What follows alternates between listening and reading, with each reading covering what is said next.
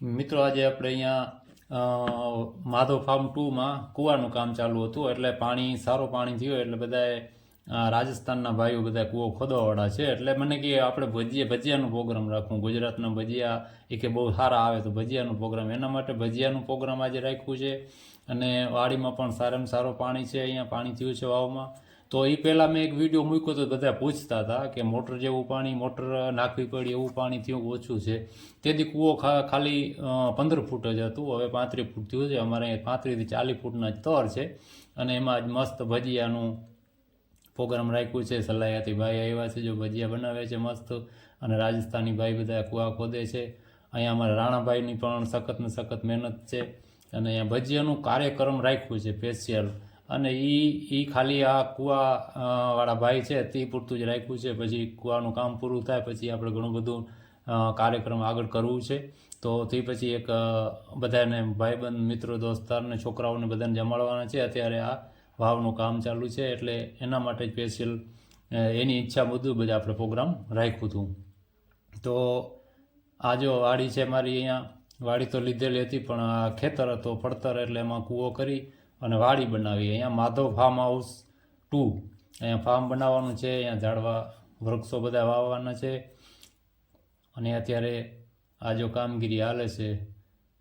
મરચાંના ભજીયા અને ડુંગળી બટાટાના અને વડા અને બધું અહીંયા રાણાભાઈ અને રાજસ્થાની ભાઈઓ બધાએ રસોઈ કરે છે. અહીંયા મસ્ત ભજીયાનો પ્રોગ્રામ છે આજે.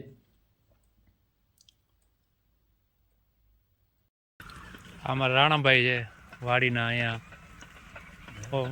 ઓનર. તો રાણાભાઈ બે શબ્દ કયો, કેમ ભજીયાનો પ્રોગ્રામ બનાવ્યો આજે? ઘટે નહીં કઈ, ઘટે તો જિંદગી ઘટે, એ કઈ ઘટે જ નહીં. હું નવી વાડી, નવો કૂવો, નવો ખેડૂત. હા.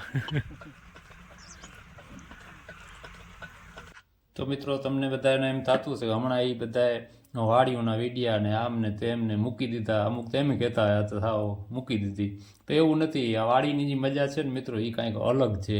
તમે 50 વર્ષ 55 વર્ષના થાવ અને પછી તમને જે વાડીમાં જે શાંતિ મળે ને એવી ક્યાંય શાંતિ ન મળે. એટલે બધા ભાઈઓને વિનંતી, કોઈ પણ પોતાની જમીન થોડી ઘણી હોય, એમ થાય કે હવે આમાં 2 વીઘા 3 વીઘા જમીન છે, આપણે કાંઈ થતું નથી, તો જમીન વેચવી નહીં. તમારે જ્યારે 50 વર્ષ 55 વર્ષના તમે થશો અને જ્યારે ગમે ધંધામાંથી થાકી જશો, નિવૃત્તિ લેશો, ત્યાં તમને વાડીમાં આટલું આરામ મળશે ને એ સરગનું આરામ પણ ત્યાં ટૂંકું પડે.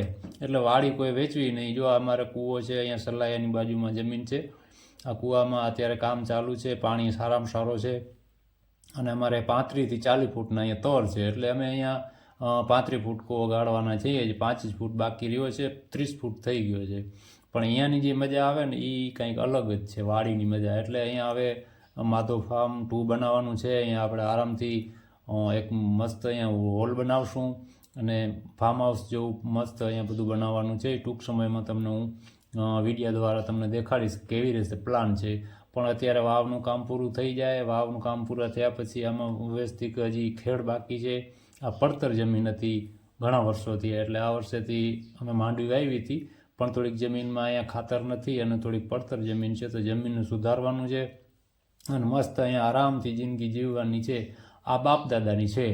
બાકી તો વચમાં જે બહારના કામ થોડા ઘણા કરીએ એ તો બરાબર છે, પણ આ તો બાપ દાદાનો વારસો મળેલો છે. અને ખેતી તો અમને અતિ પ્રિય છે. ખેતી સિવાય એમને કાંઈ ઉકલે જ નહીં. ખેતીમાં તમને શાંતિ મળે અહીંયા.